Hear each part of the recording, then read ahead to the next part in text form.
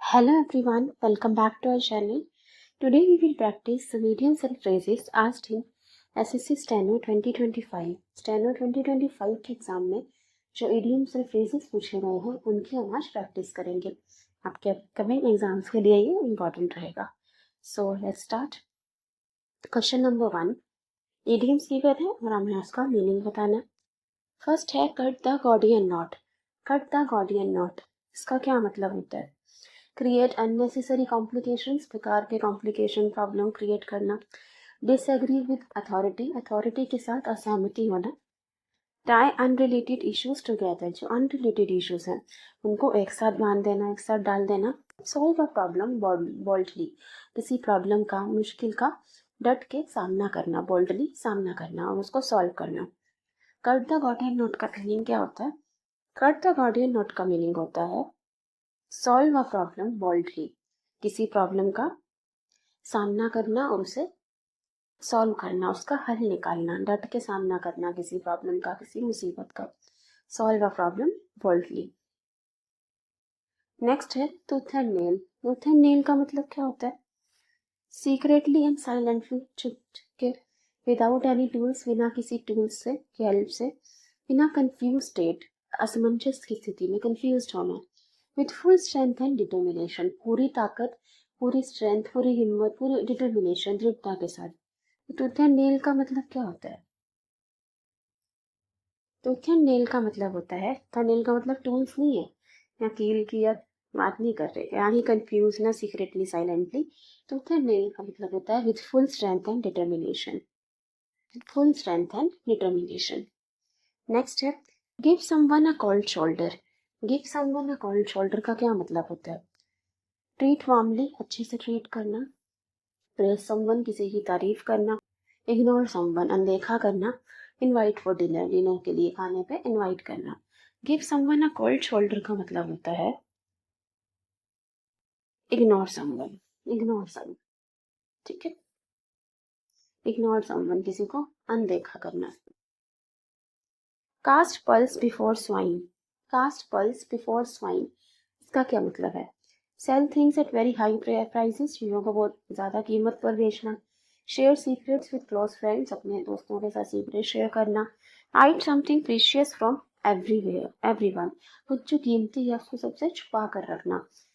Give valuable things to undeserving. Valuable things, कीमती चीज़ें देना अनडिजर्विंग को, जो उसके लायक ना हो. So cast pearls before swine का मतलब क्या है? Give unvaluable things to undeserving.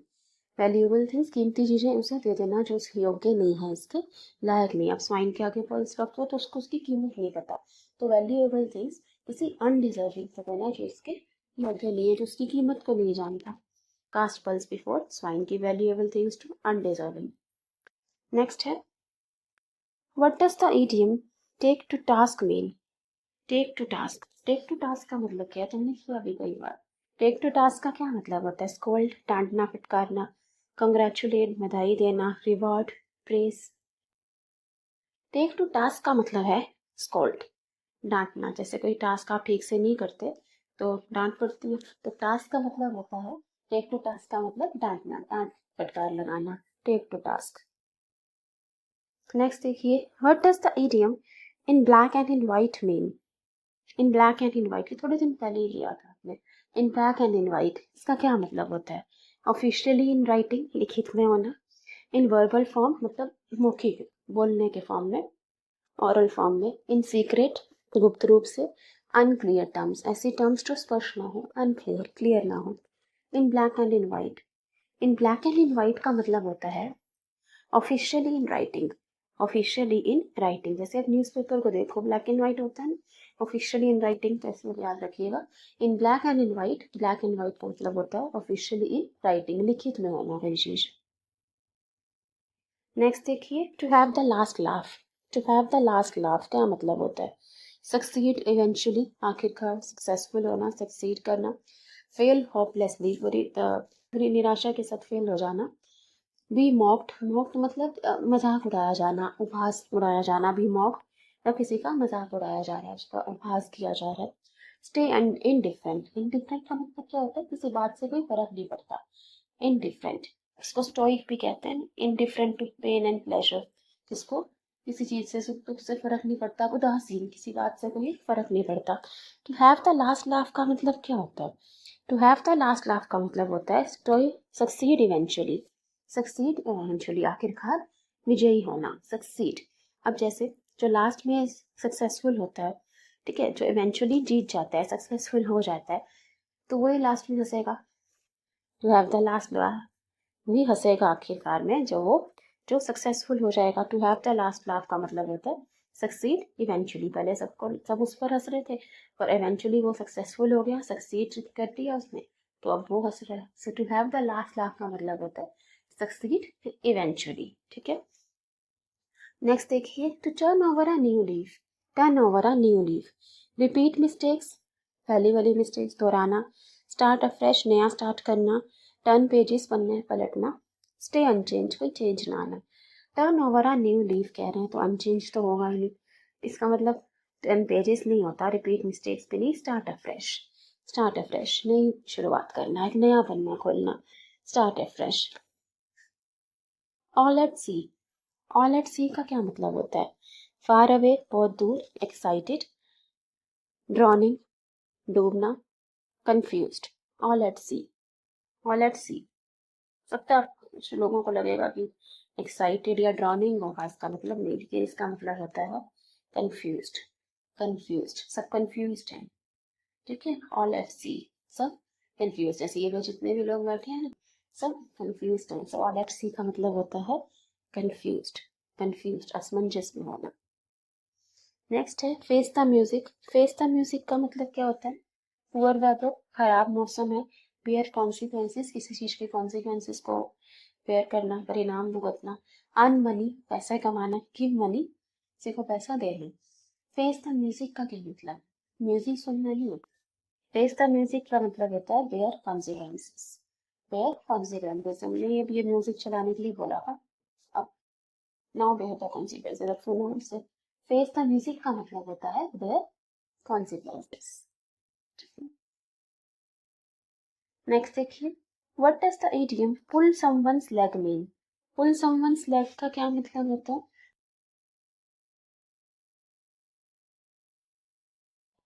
Joke with them, मजाक करना किसी के साथ, प्रेज देम, किसी की तारीफ करना, अनॉय देम, किसी को इरिटेट करना, परेशान करना, क्रिटिसाइज देम, किसी की निंदा करना। पुल समवन्स लेग, पुल समवन लेग का क्या मतलब होता है, टांग खींचना, मतलब हंसी मजाक करना किसी के साथ, joke with them, pull someone's leg, joke with them, किसी के साथ हंसी मजाक करना, जैसे फ्रेंड्स आपस में करते हैं ना, पुल ईच अदर्स लेग, पुल समवन्स लेग का मतलब होता है जोक विद देम, हंसी मजाक करना।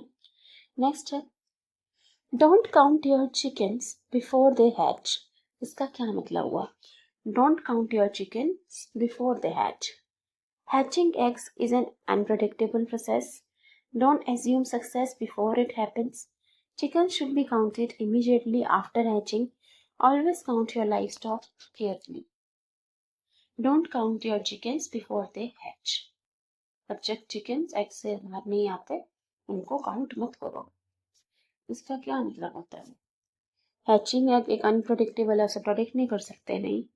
Always count your life stock carefully, ये भी नहीं। Chicken should be counted immediately after hatching, hatching के बाद काउंट करना चाहिए चिकन का, नहीं। Don't assume success before it happens, don't count your chicken before the hatch का मतलब है कि जब तक एग से बाहर नहीं आ जाते ना, उनको काउंटिंग शुरू मत करो, मतलब होता है don't assume success before it happens, जब तक आप वाकई में सक्सेसफुल नहीं हो जाते, सफल नहीं हो जाते, तो पहले ही मान के नहीं चलो कि हम तो सक्सेसफुल हो ही जाएंगे, ऐसा एज्यूम नहीं करना चाहिए। इस इडियम का, इस मुहावरे का ये मतलब है, don't assume success before it happens, don't count your chickens before the hatch, don't assume success before it happens। चलिए नेक्स्ट देखते हैं, to leave no stone unturned, इसका क्या मतलब होता है, search thoroughly, avoid effort, relax completely, ignore issues। search thoroughly, पूरे अच्छी तरह से जांच करना, effort अवॉइड करना, रिलैक्स completely, आराम करना, ignore issues को, प्रॉब्लम्स को इग्नोर करना, अनदेखा करना। to leave no stone unturned का मतलब होता है कि अवॉइड एफर्ट नहीं होता, उसका मतलब होता है बहुत ज्यादा प्रयास करना, हर मुमकिन कोशिश करना। तो अवॉइड एफर्ट नहीं है, रिलैक्स करना नहीं है इसका मतलब, ना ही इग्नोर करना है इश्यूज का। Search thoroughly, to leave no stone unturn का मतलब होता है to try everything you can, हर मुमकिन कोशिश करना। और सर्च एवरीवेयर केयरफुली, आप कुछ सर्च कर रहे हो तो कुछ अच्छे से केयरफुली सर्च करना, थॉरली सर्च करना। To leave no stone unturned, ठीक है, कुछ भी नहीं छोड़ना, पूरी मुमकिन प्रयास करना, सर्च थॉरली, ये होता है इसका मीनिंग। नेक्स्ट देखिए, ऑन क्लाउड नाइन का मतलब क्या है? Lazy, extremely happy, very angry, confuse. Lazy सुस्त होना, बहुत ज्यादा खुश होना, वेरी एंग्री बहुत गुस्सा होना, कंफ्यूज। ऑन क्लाउड नाइन का मतलब होता है एक्सट्रीमली हैप्पी, करने का करती है। On cloud nine, she is on cloud nine, मतलब बहुत ज्यादा खुश होना। क्लाउड नाइन या सेवंथ हेवन भी होता है, इडियम सेवंथ हेवन का मतलब भी होता है सातवें आसमान पर होना, बहुत खुश होना, ठीक है।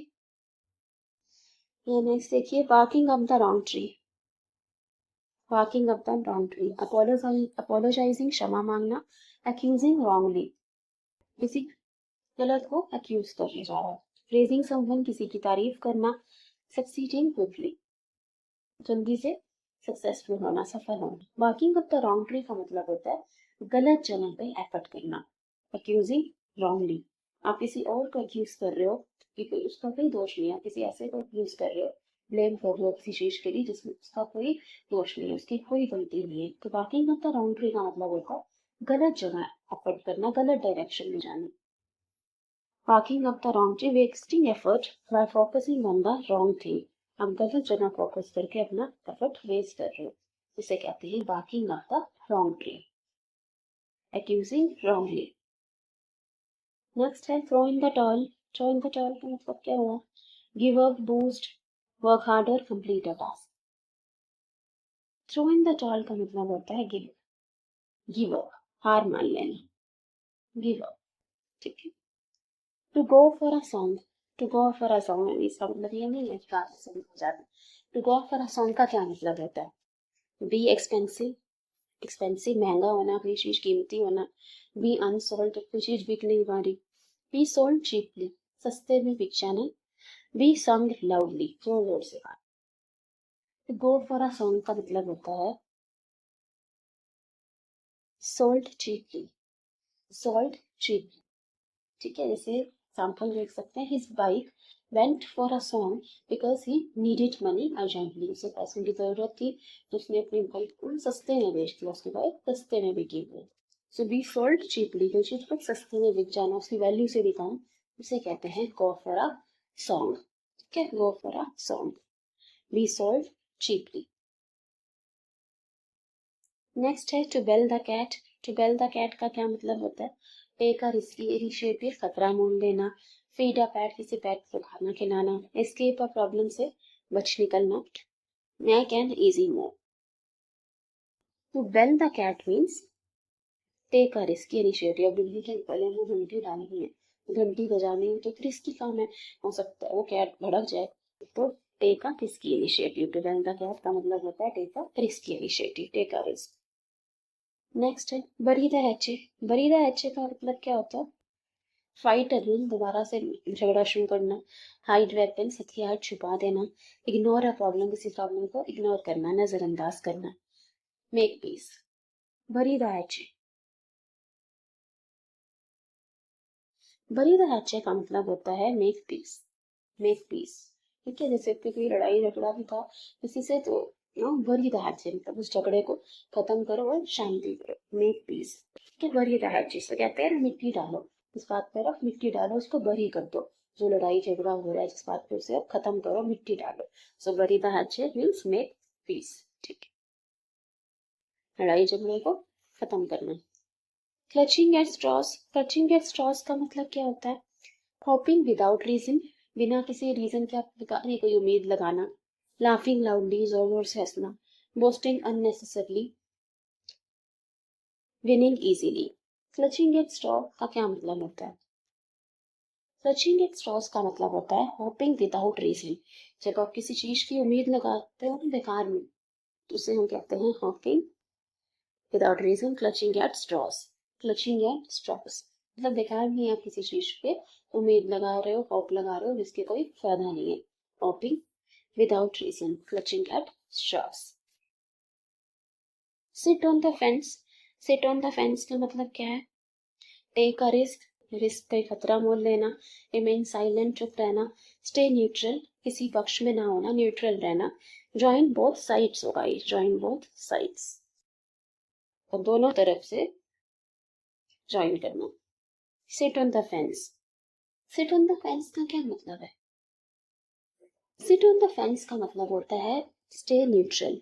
न्यूट्रल, जैसे दो लोगों का लड़ाई झगड़ा हो गया तो आप न्यूट्रल हो, आप किसी की साइड में भी नहीं हो, न्यूट्रल हो, किसी भी पक्ष में नहीं हो, कि आपने कोई भी साइड ज्वाइन नहीं की, तो उसे हम कहते हैं seat on the fence. Sit on the fence, stay neutral, आप किसी की भी तरफ नहीं, आराम से फेंस पे बैठ कर उनका झगड़ा देख रहे और किसी की भी तरफदारी नहीं कर रहे, किसी एक पक्ष का साइड नहीं ले रहे, किसी को बचा नहीं रहे, बस स्टे न्यूट्रल। स्टे न्यूट्रल, किसी एक तरफ ना होना। नेक्स्ट देखिए, अ वाइट एलिफेंट। वाइट एलिफेंट का क्या मतलब है? लकी चार्म, वैल्यूएबल आइटम, एक कीमती चीज। Costly burden, rare animal. White elephant नहीं, रेयर एनिमल तो नहीं होता इसका मतलब। Valuable item, costly burden, lucky charm. White elephant का मतलब होता है कॉस्टली बर्डन। कॉस्टली बर्डन, एक चीज जो बहुत कॉस्टली है और इतना वैल्यूएबल नहीं है, मतलब उसकी इतनी वैल्यू नहीं है और उसको मेंटेन करना बहुत कॉस्टली है, उसे हम कहते हैं वाइट एलिफेंट। कॉस्टली बर्डन, एक बर्डन की तरह कोई चीज जो जितनी वैल्यूएबल भी नहीं है लेकिन बहुत एक्सपेंसिव है, बहुत महंगी पड़ती है, उसे हम कहते हैं white elephant. Costly burden, costly burden. Next है show a clean pair of heels. Show a clean pair of heels. Run away, भाग जाना। इमिटेट वन, किसी की कॉपी करना। बी प्रिसाइज एंड केयरफुल, बहुत केयरफुल रहना, अटेंटिव रहना। स्प्रेड क्विकली, जल्दी से फैल जाना। तो show a clean pair of heels का मतलब हील पहन के क्या करोगे? हील्स पहन के पैरों में भाग जाओगे, तो इसका मतलब होता है रन। रन अवे, पैरों में हील्स डाल के भाग गए, run away. Run away from trouble और डेंजर, इसका मतलब होता है किसी मुश्किल से, मुसीबत से बाहर निकलना। नेक्स्ट देखिए last, jack up the rates. Jack up the rates का मतलब होता है increase prices, drop prices, stay unchanged, sell everything. Increase prices, jack up the rates, अब जा रहे हैं तो इंक्रीज प्राइसेस, इंक्रीज प्राइसेस। तो thank you everyone, thanks for watching. आज हमने कुछ ईडियम्स फ्रेजेस की प्रैक्टिस की, आई होप ये यूजफुल रहेंगी आपके अपकमिंग एग्जाम्स के लिए। Thank you everybody, thanks for watching.